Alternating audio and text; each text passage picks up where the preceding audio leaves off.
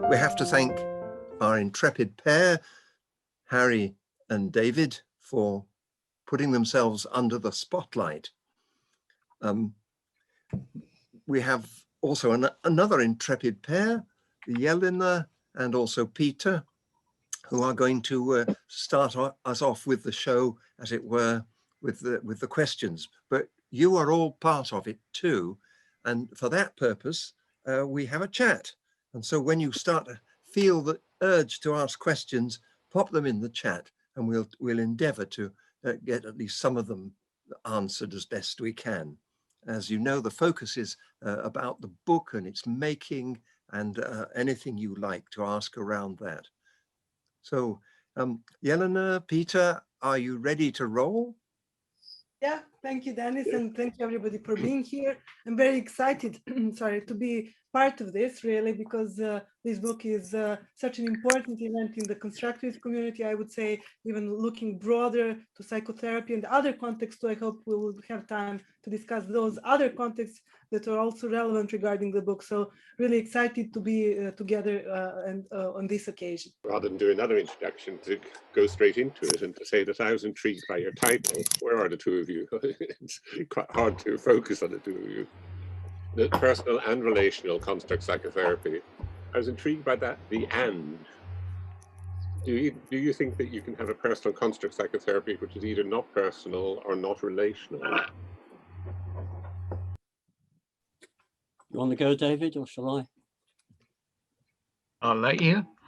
Okay. Well, it's probably appropriate because I'm probably responsible for that title, which I have used in a couple of papers. Well, actually, it was David and I did something on formulation that we used that title, didn't we? Formulation in personal and relational construct psychotherapy. I apologize for the title in a way because it's a bit of a mouthful, but it does, I think, accurately describe what we wanted to say. The personal is in there, I think, because we want to be loyal to George Kelly's brilliant psychology that he wrote in the 50s and that continues, to our minds, to be extremely relevant and innovative, even though 60 or 65 years have gone by. The relational is something that I was banging on about ever since I did my PhD in 1978, when I was looking at the families of people diagnosed with schizophrenia, and obviously inspired by the literature of the time, people like Wynne and Liggs and Bateson and R.D. Lang and people like that. And they seem to be describing a lot of fascinating processes that occur in the family. It's interesting, actually, that I went to Bristol University to do my first degree, and there was a strong social psychology department, Taj Fell and people like that, which was brilliant to have as a background. But I always used to laugh because if you looked at the word family in the index of most social psychology books, it didn't even appear, which is fairly strange. So they obviously thought you could talk about group processes without specifying what type of group it was. But that contrasted very much with psychoanalysis, of course, and with these people that were writing about schizophrenia. So at the same time, I got interested in George Kelly, who was mentioned in 3 or 4 courses, actually. It was a good course at Bristol. And to use Kelly's repertory grid and more generally his therapy was perfect for looking at and testing out some of those theories. And in the process of doing that, I decided that PCP needed a bit of broadening. And I know we've debated this a bit, Peter, but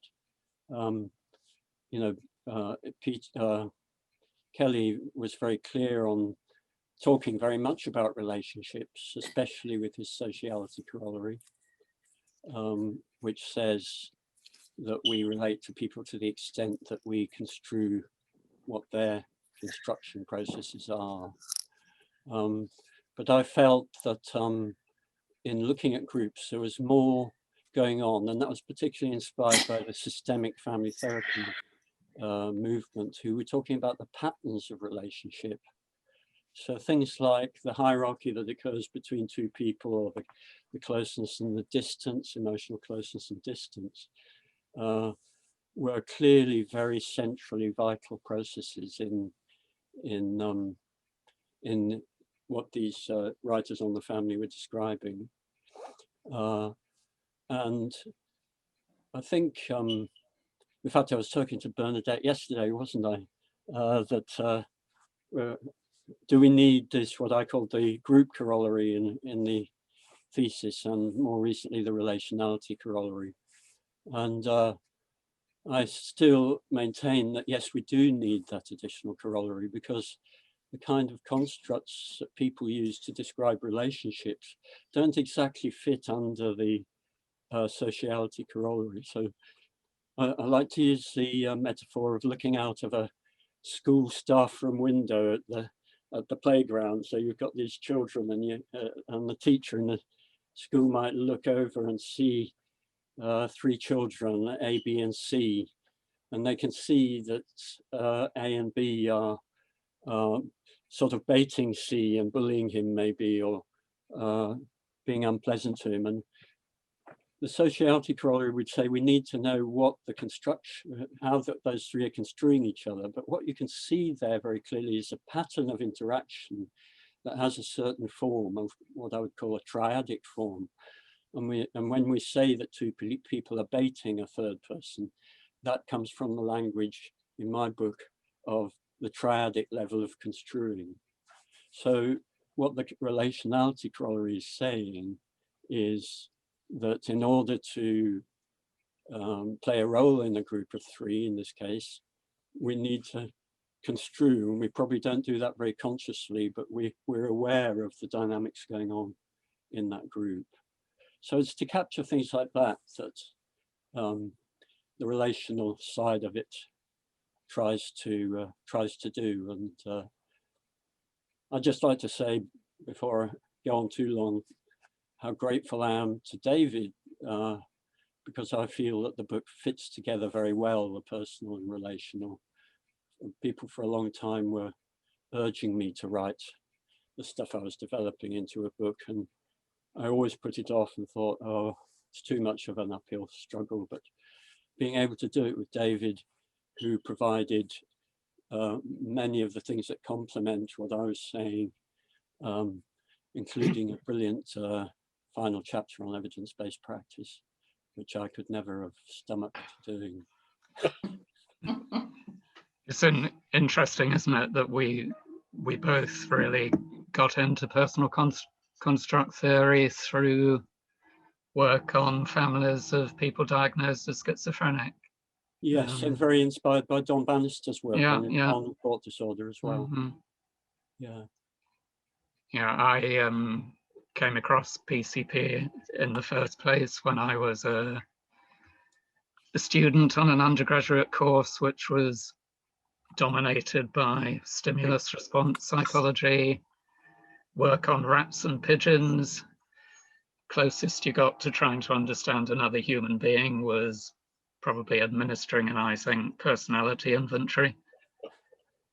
And then Don Bannister came and talked to us at the Psychology Society and really introduced me to PCP. And I did my undergraduate dissertation extending Don's work on people diagnosed as schizophrenic, and then did an MSc thesis on families of those people. And I think met up with Harry round about the time of doing that work.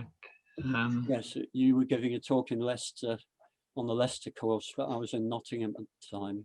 Yeah.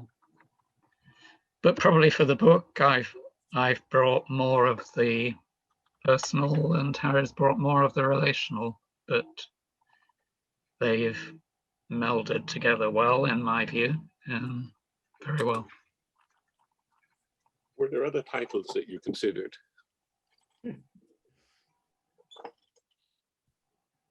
I certainly wanted to have another title because, as I said earlier, it's not a very, doesn't, what's the term, spring off the tongue, does it? And one could do something like working with people and those sort of general titles, and then put it as a subtitle perhaps. But anyway, that's what we ended up with.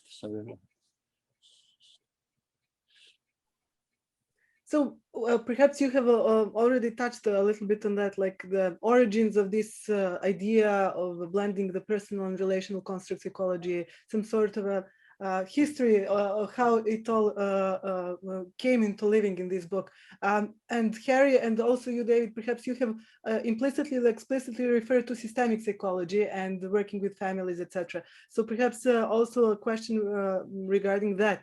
And it also has something to deal with Peter's question regarding alternatives of the book. What was the impact of the systemic approach of that time, or of contemporary systemic psychology, on creating this title and this approach that blends personal and relational construct psychology? So perhaps any thoughts on that? Yeah. Well, it was me that was responsible for bringing the systemic in, so I better answer for my sins.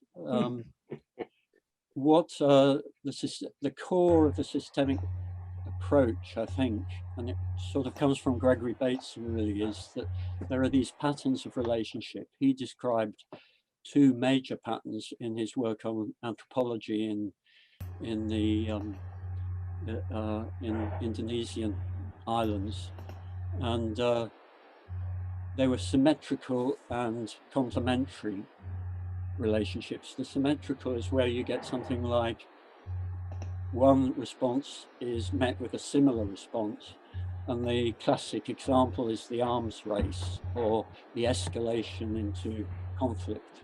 And so if you imagine this teacher looking out of his or her window in the staff room, you can see a fight developing, you can see that there's sort of patterns that can escalate. And of course, during the 50s, the tremendous fear of nuclear war was huge. I can remember having many dreams about nuclear war. And this idea of the arms race, we take it for granted now, I think, but I think Bateson was probably the originator, or maybe there were other writers of the time. But that pattern was described by Bateson as occurring between two monkeys or two dogs, and it could suddenly flip. So one of them would give in or submit, and then the two dogs might trot off happily. And or we talk about, and that becomes a complementary relationship then. And examples of that are me speaking now and you listening, or one person teaching and another learning. So the two behaviors that are coming together are complementing each other. They fit together somehow. Now, what the people who were describing these sort of things said, particularly Václavic in his Pragmatics of Human Communication, which is a classic book, they talked about these patterns as being absolutely continuous. I mean, when we talk with people, we take turns, of course. But even when we're listening, or, you know, the turn taking is secondary to an absolutely continuous process occurring between, in this case, two people. Applies to group process as well. And so that continuous process, to be able to learn to click into seeing that, they call systemic thinking, to think systemically, or to recognize the circular process that was happening, circular causality. And it was that loop between two people that I thought, well, hang on, those two people are still construing according to the sociality corollary. So they're still making sense of what the other one is thinking and feeling and intending and all that. And so that led eventually to the so-called bow tie diagram, in which, in order to do a proper description of what's happening between two people, we need 4 cells. You can see one of those on page 70 of the book, I think. And so you need each one's actions or behaviors or gestures or expressions. And then you also need, at the top, you need the construing. So the construing there is of the behavior. So B's construing of A's actions which are generated by A's construings, which are based on observation of the other. So you get this systemic loop, but we include the construing that's going on with it. And that to me made the whole thing much richer and allowed us to import the whole of personal construct theory into our consideration with all its therapeutic techniques, etc. Perfect. Thanks. I think perhaps nowadays we're also having a revival of a systemic approach in working with teams, for example, and it would be great to, I think, create that encounter, as you're explaining, Harry, also in personal and relational construct psychology with the systemic approaches in some other forms, perhaps than psychotherapy, like working with teams and organizations and systems, but hopefully we would also have time to tackle those. So Peter, any questions from you? Your turn. Oh, I have lots of questions, and I'm sure there are 50-something other people here who I'm sure also have questions. But just, well, one for David, which was, I was intrigued in the evidence-based chapter that you half-jokingly, I think half-jokingly suggested, if you're in trouble, tag on to another approach in terms of getting PCP or PCRP accepted. And I was intrigued that Bob Niemeyer's book on constructivist psychotherapy is actually contained within the CBT Distinctive Features series.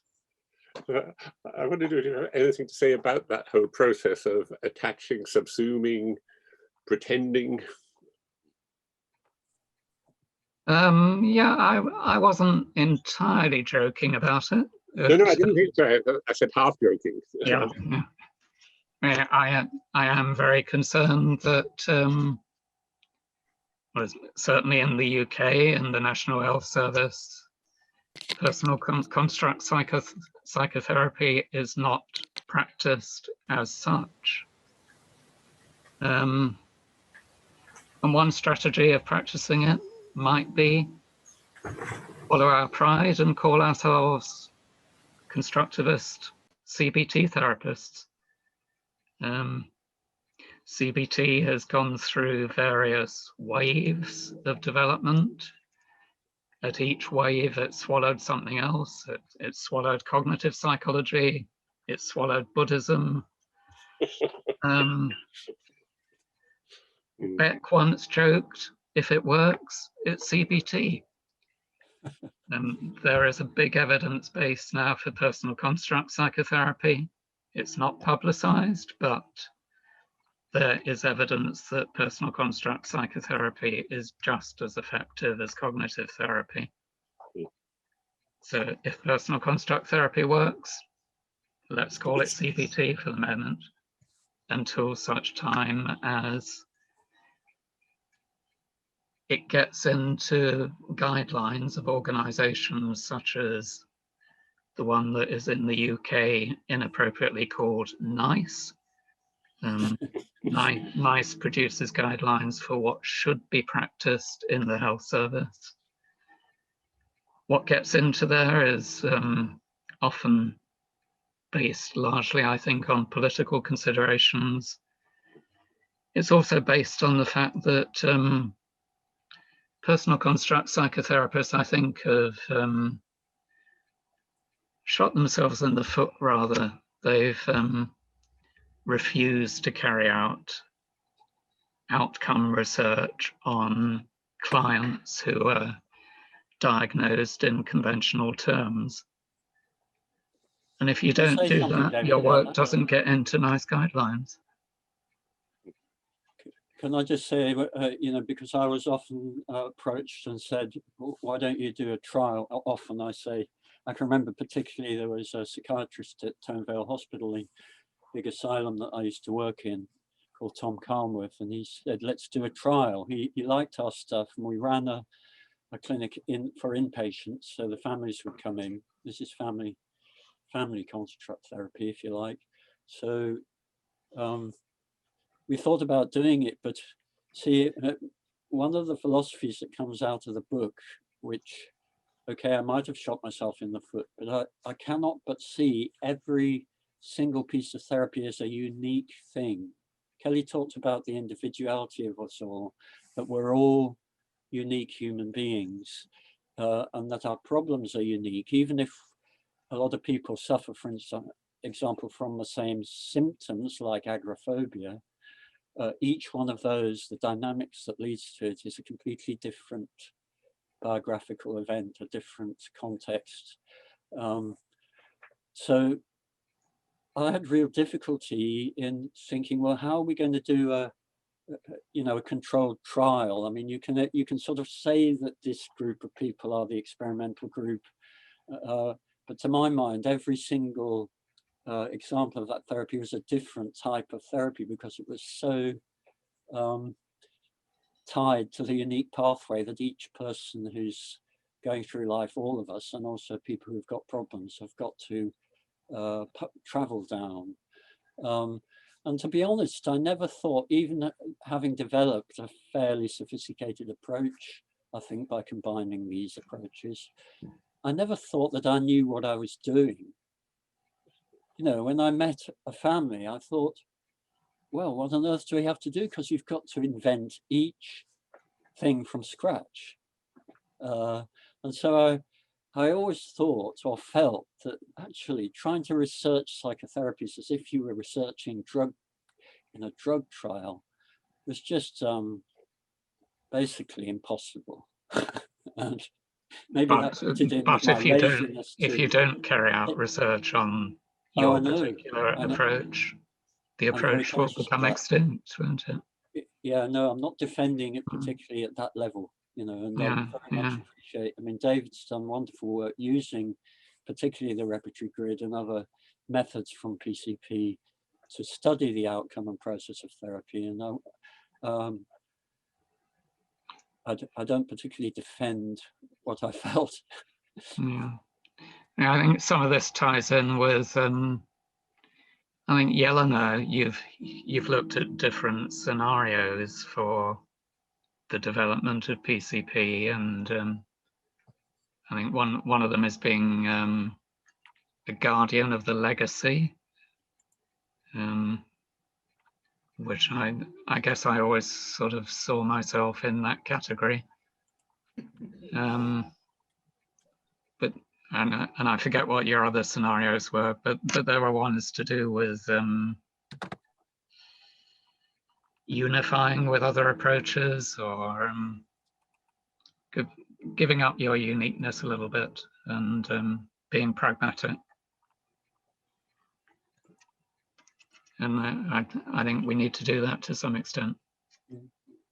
I think we have a great question that comes from chat, and I think continues great this discussion. Fortune asks, what keeps PCP from being more accepted nowadays? So I guess we have already tackled this question and maybe a little bit more. What is my impression, for example, if we take this moment or the last decade, for example, as some sort of a zeitgeist, to name it like that, is some sort of openness, cultural openness, perhaps of the generations, even younger than I'm, like generations that were born in the 2000s or something like that, to the idea that every person is a scientist, an expert. I don't need an external expert to tell me what to do. I'm an expert in myself. I have the answer. So the new generations, I think, are quite in line with the philosophy of PCP. That is my observation, so to say. So it's interesting to see where is that mismatch between the latest generations and their implicit philosophies and the explicit philosophy of PCP, or personal and relational construct psychology, and how come the new generations are not so familiar with what is already in a way close to them. So we're always talking about, I know this from decades of being a part of the PCP community, like from 2003 or something. We have that clash of mental health institutions. I think it's a global phenomenon. Serbia and the UK, America, and rest of the Europe, rest of the world, I would say, mental health institutions and some sort of policies or politics of mental health versus personal and now personal and relational construct psychology. So there has been a long-standing clash, I would say. And I think we have all some sort of intuitions about why they were there and why they are still there. But perhaps even outside those mental health institutions, I would now just go back to Fortune's question, how come personal and relational construct psychology is not more accepted? So any thoughts on this?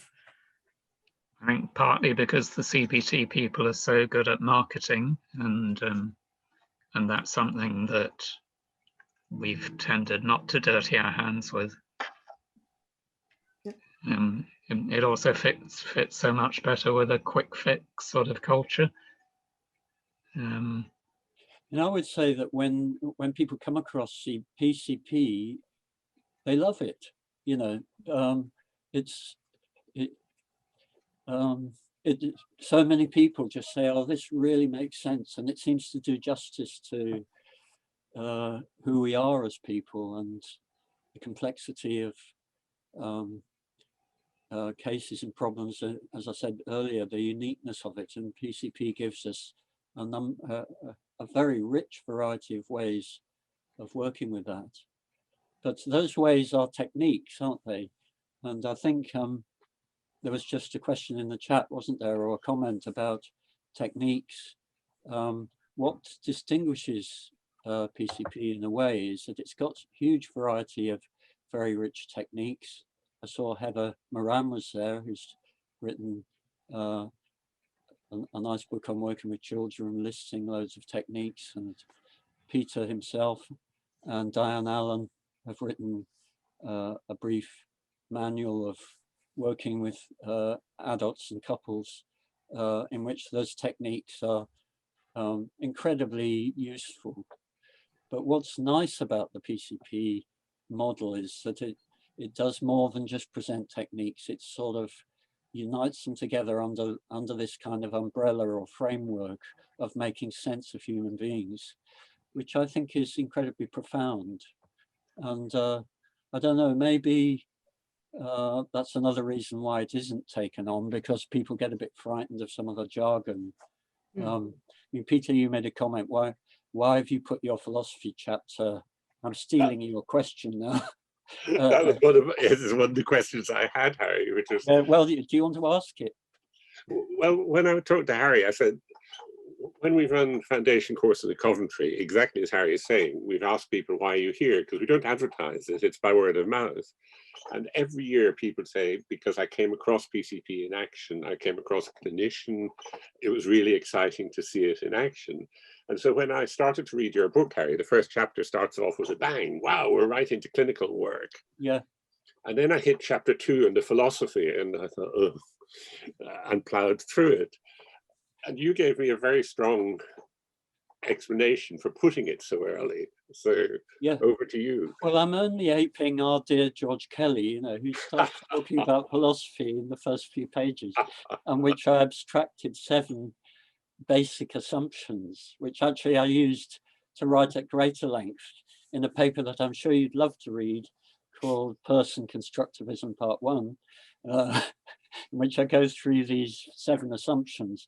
But actually I dispute that they're difficult. I mean, okay, if you're not familiar with reading the theory, it's maybe challenging, but I mean, actually I've had a lot of comment over the years that I know how to put simply quite complex ideas. And I rather pride myself, in fact, it's the joy of writing the philosophical stuff, to take what is absolutely mind-blowingly difficult stuff. You know, I've been reading Hegel recently, and he's an absolute nightmare. But I persist in trying to get some sense out of it, because I think philosophy is about how we operate. I had a supervisor in Nottingham called Jim Meikle, who sadly died quite recently. But he was my first supervisor doing clinical psychology training.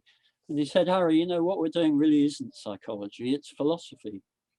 And that really rang a bell, you know, because I think that when you're sitting down with a client, they have a philosophy. They may not call it that, but deriving from their traditions and their language and their religion and all the rest of it, they work out what we would call a philosophy. And so actually as a therapist, you need to have some grasp, I think, of philosophy. Now, okay, it's chapter 2 of the book. By the way, I should horrify you by saying that it was chapter 1 until dear old Rudy Dallas came along. He's avoiding today, but he came along and said, you've got to start with a case. So it became chapter 2. But the thing is, you don't have to, you can read it and get a certain amount of sense. I find that, in fact, Bateson, who I mentioned earlier, said something, and that is when you're reading philosophy, read it and it doesn't make much sense, but actually over the next few days, it sort of hangs around in your head and you start to get some clarity. I tend to get up early every morning to do this writing, and I'll read some stuff, and then the next day I'll come back and look at my notes, and they make twice as much sense as they did the day before.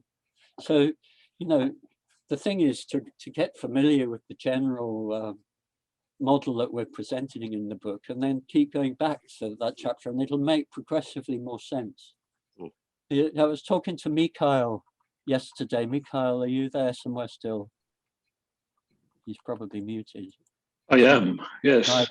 My friend I am, in Finland. Do you want to put your camera on? Okay.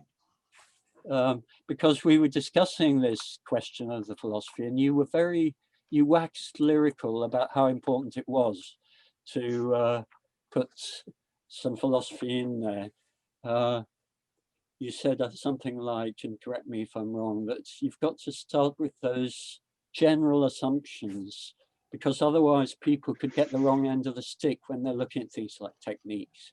You know, do you want to comment on that, Mikhail? Well, I think philosophical principles are important because they create the kind of framework for what you read next. So it's very helpful to give this kind of frame of interpretation. And I think probably the difference between Finnish and British people is that we are not so afraid of philosophy. Yeah. You seem to be, your culture is very empirical. Yeah, well, of course, it was empiricism that was invented here, wasn't it, sort of, if it wasn't Aristotle.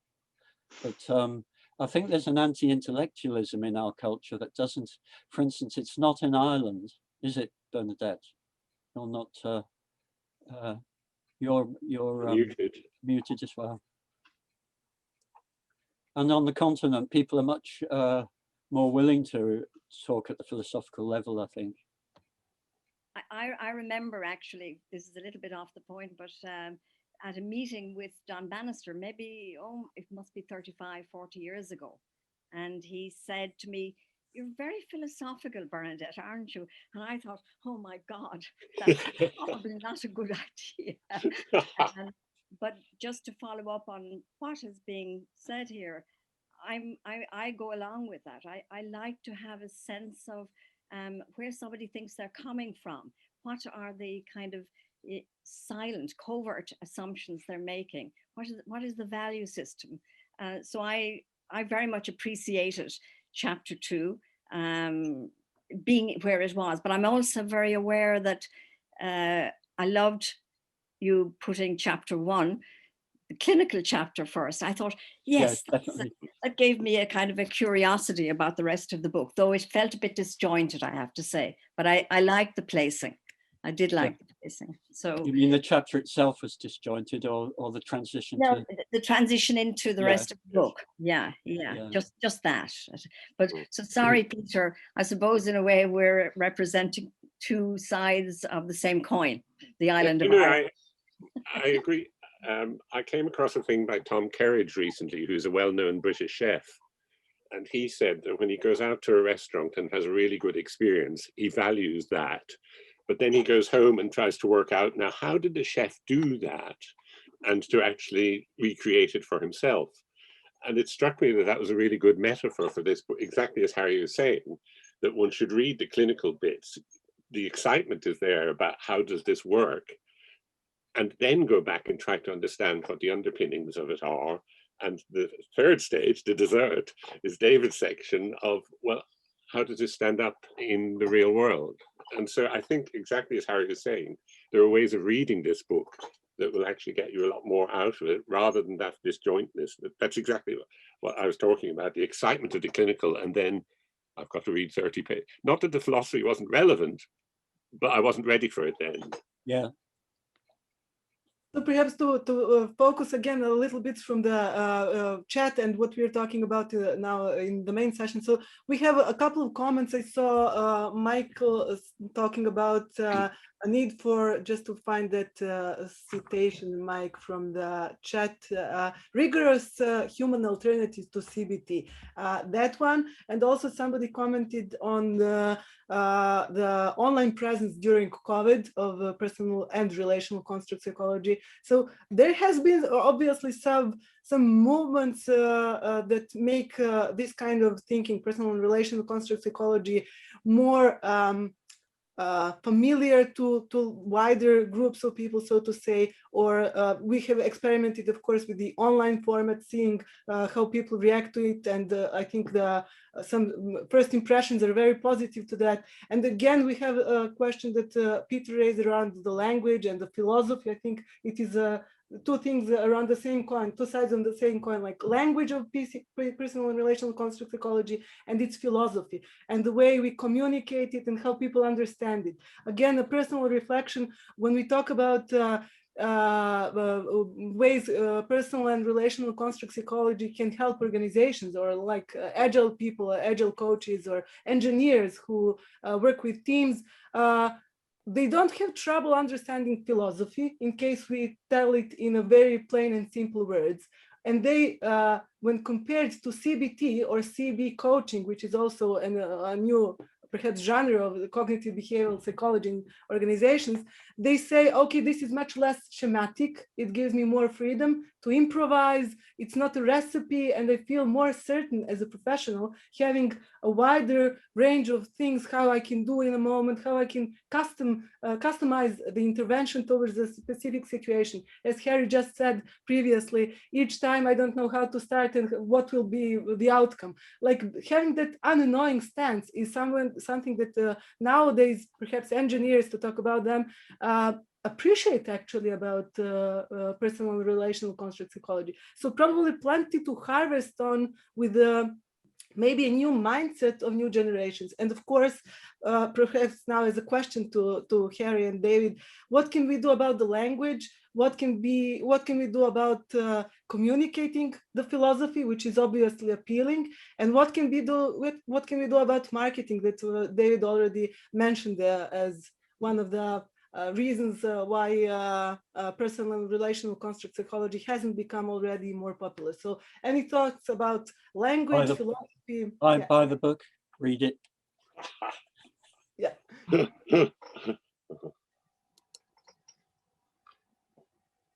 I think one thing we can do, and one thing several of us are doing, is applying the theory and its techniques to issues of topical importance. So there's been quite a bit of work going on COVID, both the psychological impact of that, politicians' messages. I'm doing some work on radicalization. I have a PhD student who's been looking at pro and anti-Brexit activists, where fascinating work, but they both have very similar construct systems, but just the elements totally reversed. And there's lots of implications there for conflict resolution, for de-radicalization, and so on and so forth. The language, yes, is a problem, and we have to find ways of expressing that as simply as we can. But I don't think we should throw out the language and Kelly's original brilliant ideas. I think there has been a bit of a tendency to throw the baby out with the bathwater, to integrate with other approaches other meaning-making approaches, and then we just become another not terribly remarkable meaning-making approach. But one of the things that I think might help is to articulate more carefully what we do best in terms of the most exciting qualities that we bring as personal construct psychotherapists to the whole enterprise. That is to highlight, you know, to kind of pay attention to our focus, our most exciting ideas in terms of what we have to offer. And somehow that gets clouded over, I think. I think what David was saying is really important. When we did work on anger in Coventry, we got far more traction, far more interest, because people immediately woke up. This is a population that nobody wants to work with. Oh. They then got interested in PCP and what we were doing. But the first thing was anger in exactly the way that you're describing, David, not let's talk about PCP and anger. So what I'm hearing from this discussion is perhaps tackling some of the popular topics, some of the contemporary challenges of the society, and also showing actually how we work rather than talking about it. As Harry mentioned about the comment from Roddy Dallas about give the case first. So we actually need to adopt that metaphor for our practice, actually. Give the case first and then talk about the theory. Yeah. I mean, I feel about the book that there should be a lot more cases in it, and David and I both struggled with this because we haven't done any clinical work of you know, not much. I mean, I retired now 16 years ago from the NHS, and when I used to teach, when I was working, I would have something like 20 or 30 cases in my head that were current, you know, and I would be able to remember because they were fresh, the unique construing involved, and, you know, share with people the formulations and the methods of helping that we were using. But you know, because I haven't got contemporary examples, I was drawing on old examples, and that's why I quite often nowadays use plays and fiction and stuff like that to illustrate, or biography, like the Dorothy Rowe. Dorothy Rowe is a famous construct theorist who talked about her siblings in a book, which I drew on, and that was great to have that, but it's obviously better to have clinical material. I was working in a child clinic towards the end of my career in the last 15 years or so, and of course all this computerized stuff started to come in towards the end of that. And I had a filing cabinet full of clinical files, which, you know, had tons of children's drawings in it and verbatim material about the cases. And we had videos as well, of course, if we were working in the family therapy clinic. So I went in literally one day to the clinic in this Somerset NHS trust, and I looked in the filing cabinet and there was nothing in it. And I said to the secretary, what's happened? Where are the files? And they said, oh, they came along and took them away to shred. And all they kept was the clinical letters. And, you know, each of those files I regarded as being the property of the family or the client and me. You know, we jointly created that. And I was absolutely indignant and appalled by this, you know, that they didn't even ask us clinicians whether we'd like to check them through, or you know, they just did it, and it's all part of the new NHS with its very top-down management. I mean, I'm not saying you don't have to harness the NHS, you know, it was always seen as the huge spender, but the systems that they've introduced into the NHS are highly hierarchical and authoritarian sometimes, with prescriptions of how many times that you should see people. You know, it's so important to be flexible about the length of therapy when you're helping people in a clinic.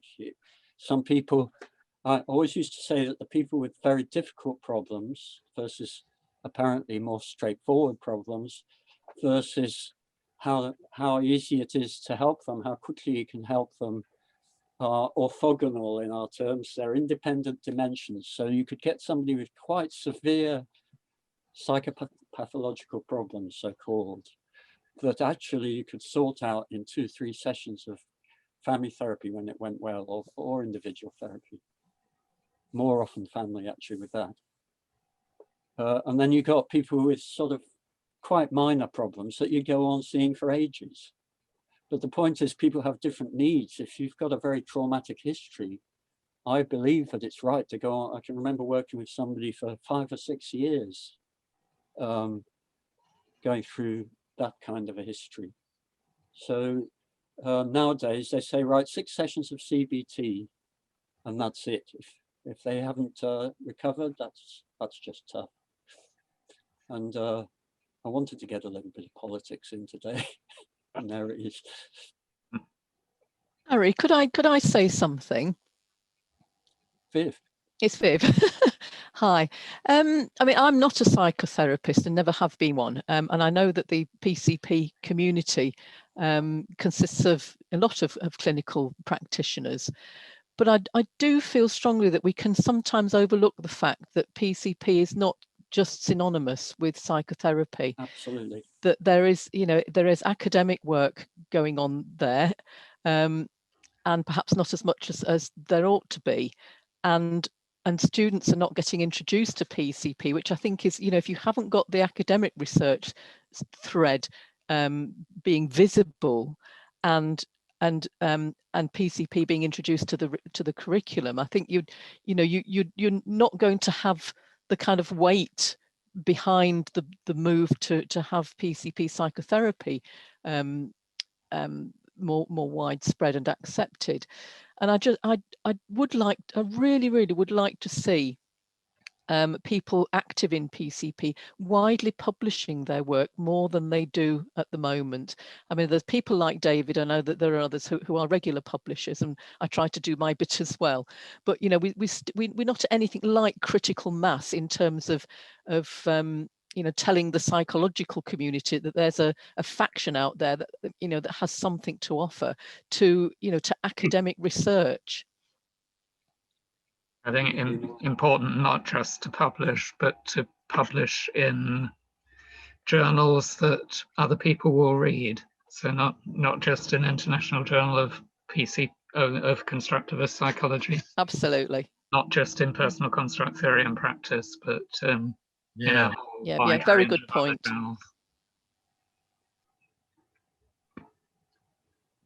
Perhaps again, another question regarding visioning and the impact of your book on some different streams of psychological practice. So thanks for just putting into the game the academic psychology. So you have different strands of psychological practice, like the strand of academic psychology, the strand of psychotherapy, organizational applications, counseling as a different perhaps practice than psychotherapy, which can be regulated in different countries differently from psychotherapy, perhaps even sports psychology. So perhaps some sort of a vision. What would you like, Harry and David, your book to contribute to these different types of practices in future? What would be the best scenario from your point? I was just thinking through this bit of the discussion about our reflexivity chapter, which to my mind, it was Don Bannister actually, I think, that pointed out that, George Kelly talked about reflexivity without using the word much, but Bannister really promoted the fact that PCP was one of the first approaches outside philosophy, I should say, because obviously philosophers have talked about reflecting on one's own thoughts and all the rest of it, and phenomenologists. But within psychology, I think construct theory was about the first to systematically look at this word reflexivity, which I found it fascinating writing that chapter. I think it's chapter 11. And did a lot of work because it's a word that really floats around a lot now in sociology, in social psychology, and what is so powerful. I mean, PCP suffered some critiques actually early on about paradoxically not being reflexive, saying that we didn't comment enough on the prejudices and presuppositions that we tend to gain from society and from language. For instance, in the area of gender, there was a Sichu was a French intellectual who talked about binaries and said that it was very unfortunate that a binary like man versus woman, male versus female, is always privileged towards the male end in general, what they call general discourses, which is absolutely true. But I argue that because we have a focus of this idea of a polarity or a pair of opposed positions, that's basically the family construct is where two people in a family are positioning themselves against each other in two opposed positions. That is a tool that makes it possible for PCP to be a very powerful critique of prejudice and discourse that's, you know, coming from very slanted positions. So, for instance, in the area of discrimination, anti-discriminatory practice is an absolutely vital part of all the helping professions. And to use perhaps a repertory grid or a qualitative grid, there's a nice study, I think, from Serbia, actually, it's Simic et al., who looked at student teachers. And I think they used a perceiver element grid, a qualitative grid that I was responsible for developing. And they got the teachers, the teachers to do to say what their pupils were construing and how they construed the pupils, getting every single interpersonal construction in the matrix. And in the actual filling out of that grid, people became aware of their prejudices. So a teacher that said, oh, these young people are all the same, spontaneously in doing it, and obviously you can help a person if they're not spontaneously doing it, to look at their own prejudices. And I was very pleased to be able to include in that chapter the work by John Burnham that he calls The Graces. Family therapists will know about that work, in which you look at gender and race and ageism and sexism and transism and all those commonly occurring areas of discrimination and prejudice. And actually PCP is incredibly powerful, I believe, in a way that wasn't recognized by those critiques, for teasing out those prejudices. Just to remind everybody, the clock is ticking, and questions await on the chat. If you put a question, there's very good discussions there, but we're coming towards the end time, and your chance for questions is there.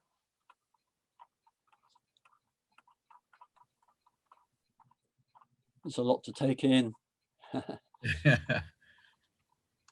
Would one of the people that have written a question there like to actually ask it to us live? I had a question, Harry, about your initial example. I visualized myself looking out onto the playground and seeing those three kids, and two of them possibly bullying the third. And you went on to an analysis with the bow tie diagram, which is about pairs. And it struck me that what's happening when two kids gang up on the third is the existence of a coalition, which, you know, is something that alters the dynamics of binary relationships into an important aspect of group relationships. And the thing for me that's important in occupational work is the extent to which coalitions magnify power differentials between people. And I wondered, well, I've got to read your book for a start, but I mean, I wondered what your thoughts might be on that issue. Peter Dupree's did some interesting work on the apartheid government in South Africa before that fell, looking at the way that the members of parliament in that government were construing their voting patterns and things like that. And he made a point that political parties' power is based on what Kelly called commonality. If you've got a group of people who are roughly like-minded, that gives them power, literally. And I thought that was quite a helpful comment.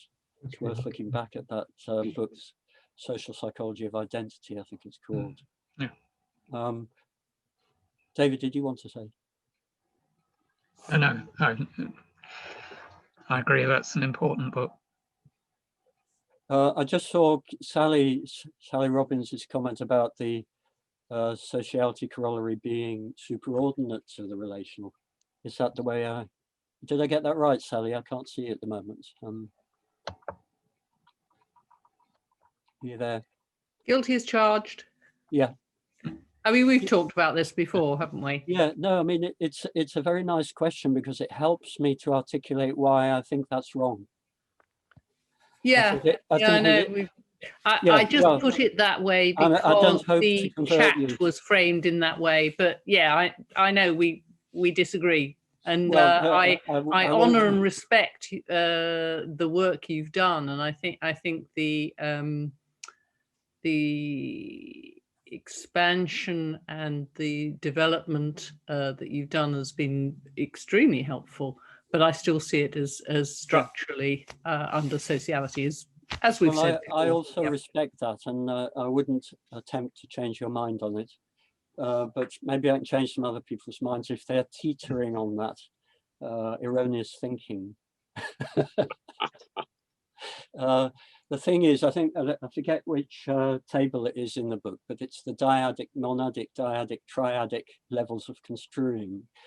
Now, an example of dyadic construing is, for instance, that there's a hierarchy between them. I mentioned this earlier. To say that a relationship is hierarchical rather than egalitarian is not actually about the people's construction. Obviously, the process contains the constructions of each partner, but the relationship itself, which one can see in dogs and animals, can be described without knowing anything about the construing involved. Therefore, it is a slightly different domain that we're talking about when we talk about how our relationships construed. Argue with me. I think that the question of whether sociality is superordinate to what I would call relationality, if you will, or the opposite, whether relationality is superordinate to sociality, is a very rich one for articulating the distinction between personal and relational psychology. You know, what Harry was talking about before, when he was talking about when two organisms are in communication, there's a continuous process that's going on of each adjusting to the other in real time. And I think that continuous process is, that you can make a case that continuous process is in some sense prior to the sociality, the reflection upon what's going on in that relational process to create sociality. And so I think it's a rich area of debate that when people disagree about that issue, it could really lead us forward. The conflict itself between those two positions could really lead us forward to clarity. It's a good topic of discussion, I think. See, Guillem's just joined us. Guillem, can you put your camera on?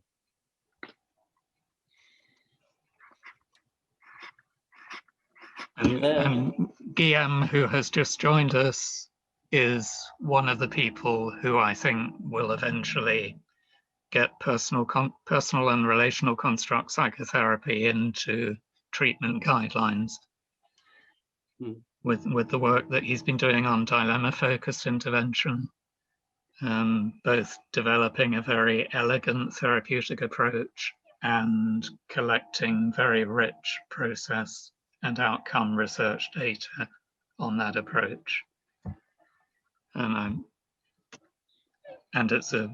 it can be used as a short-term therapy. It can be integrated with other therapies, and I think Guillaume's work is a very good demonstration of a possible way forward for PCP.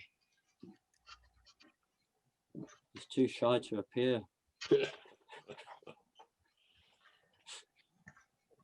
Well, anything we can do to help promote your book is something that I'm most interested in. It getting its widest circulation as possible, and I'm sure your publisher will do a good job of helping along those lines. I hope so. I wouldn't want this discussion to end without acknowledging what I thought was the huge achievement of a 47-page bibliography. I had to go, wow. If you two guys have read everything that's in that 47 pages, respect. Of course. Well, you know, do you remember the Tom Lehrer song about Lobachevsky? He copied the bibliography from the Vladivostok telephone directory. Nevertheless, it's the most up-to-date and comprehensive bibliography in PCP. Well, it is something that I'm pleased about in the book, because there's been a lot of research that hasn't really been reflected upon, you know, over the past 10 years. The last book on psychotherapy within the PCP field was 10 years ago with Chiari and Nuzzo, I think. Yeah. I mean, we couldn't do everything justice in the book. We couldn't do a lot of recent work justice, but at least hopefully we got most of it in the bibliography. I was particularly impressed by a reference to the Iranian Red Crescent Journal, and I thought, wow. So anyone got any ideas about how we should try and continue to promote the book?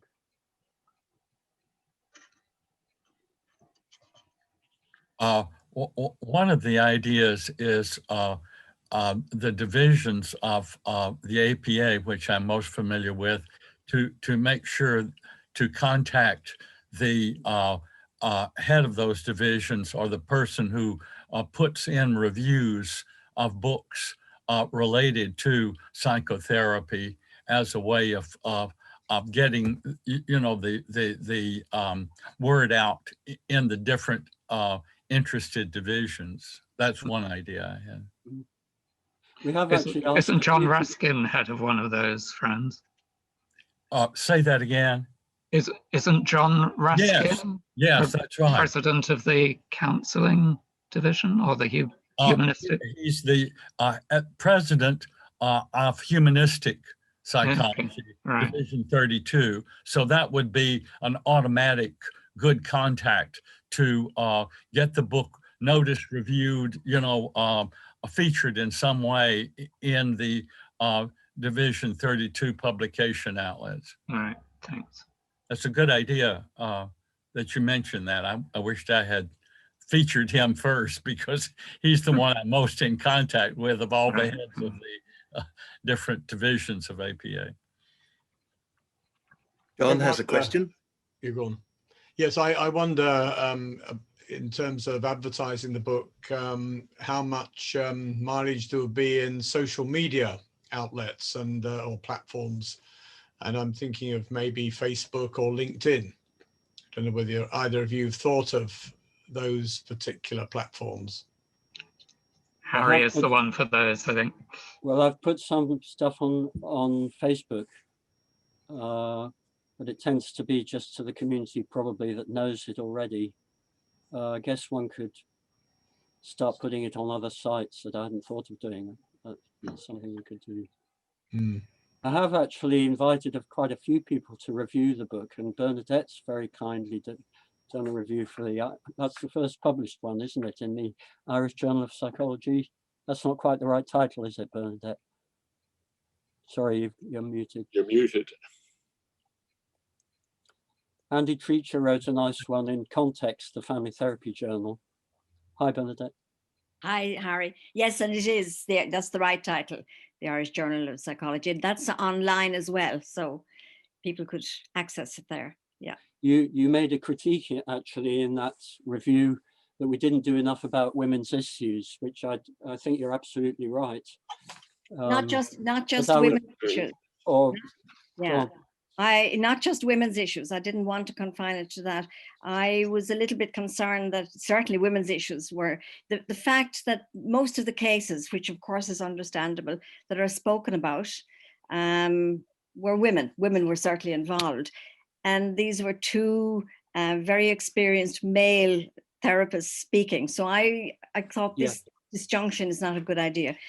Diversity was generally not just mentioned or addressed in the book, and that's a pity. I think it's something that we need to be much more mindful of, that the kind of community we're talking into. But just back to the point of advertising, I wondered if either of you had thought about presenting at family therapy conferences, for example. I mean, they, a wide range of family therapy conferences, and they would be very interested in these ideas. Very open to them.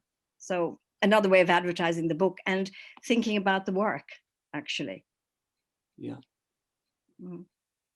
I just wanted to say about diversity and discrimination, whilst completely agreeing with you, but that the spirit of the approach is very much for challenging disempowerment and discrimination and absolutely. Yeah. Frankly, racism and sexism. And it's absolutely impossible to practice this model without, if you're doing it properly, without addressing those issues. But that could be exemplified a lot more. Yeah. Sorry, what was the last thing you?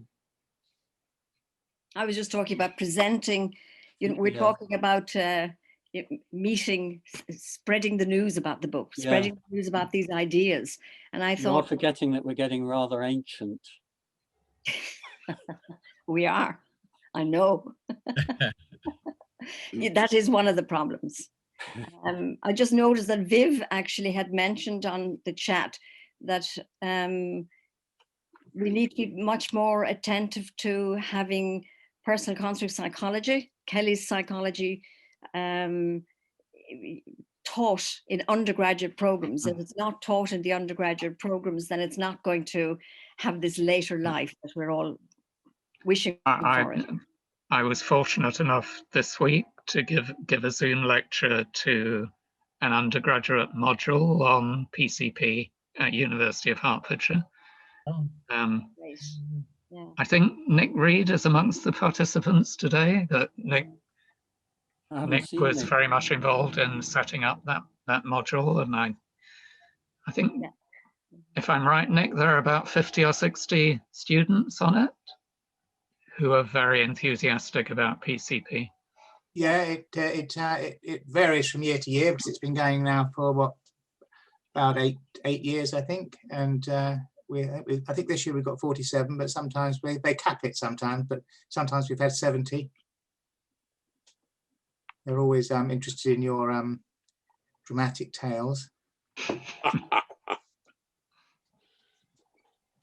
So there are probably also academic courses which are not specifically titled, like personal and relational construct psychology or constructive psychology, but there are other topics where we can talk about the approach. So I'm teaching organizational change, and I don't teach actually PCP or personal and relational construct psychology, but some of the tools are there. And sometimes students ask me, are you a constructivist psychologist? Because they know, of course, from other also subjects, like Dusan Stoyanov is teaching at the same university, personality psychology. He talks more explicitly perhaps about constructivism, but I think it's also good to have those two kinds of talks about constructivism in academia. One which is direct teaching of the theory, which we were just talking about, and the other one showcasing that theory in practice. Like how can organizations benefit from it? Not just talking about the theory, but about cases of using it, tools, how we can benefit, for example, in organizations by adopting the approach. I think both ways of being present in academia are equally important. So I'll do my best to continue talking about personal and relational construct psychology and organizational change. Can I say something about this? Because I think one of the problems for undergraduates and this book is that it costs £30, and very few undergraduates are willing to actually spend £30 on any book, no matter how interesting it is. Yeah. And my impression is that university libraries just don't buy anything like the same number of books that they used to. So I think, going back to Viv's challenge almost, that there's a place for actually producing things like we have been doing in Coventry, of cheaper books based on Amazon, which, like our recent introduction to our beginner's guide to PCP psychotherapy, costs £7 or £6.99 or £3.99. There you are. Thank you, Harry, the marketing. I had the interesting experience recently of buying Richard Butler's book on sports psychology, which is this one, Sports Psychology in Action. It's properly produced by Hodder Arnold. When I bought it, it came from Amazon for £26 and is printed by Amazon. So it's exactly the same quality and the same book as Harry has just waved at. And I think we need to look at that sort of thing of actually producing what would a beginner's guide to PCP for undergraduates be like? And to actually put it out at being £4 on as a Kindle version, because an awful lot of undergraduates will read things on computer and not buy books. Yeah. Well, I would hope that they can get the ebook on most university libraries.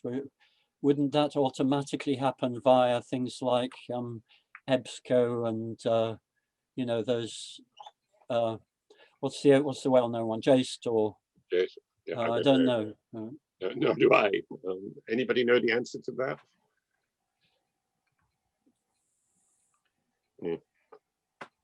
I think at University of Hertfordshire they can get the electronic version, Nick, can they? Right. They can indeed. I've looked at it today. Right. You mean you haven't bought your own? I wanted to see how this went first, Harry. I didn't want to rush into it. But on that, Harry, you told me that the sales figures actually represent by the chapter. So is that another possibility of actually having? You can buy the separate chapters, but they're not much less than the ebook. So it's not, okay. I can't quite see the logic behind that. Right.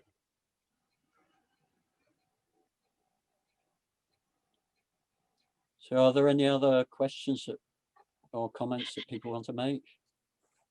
It is a Saturday, so perhaps we ought to let people get back to their weekend.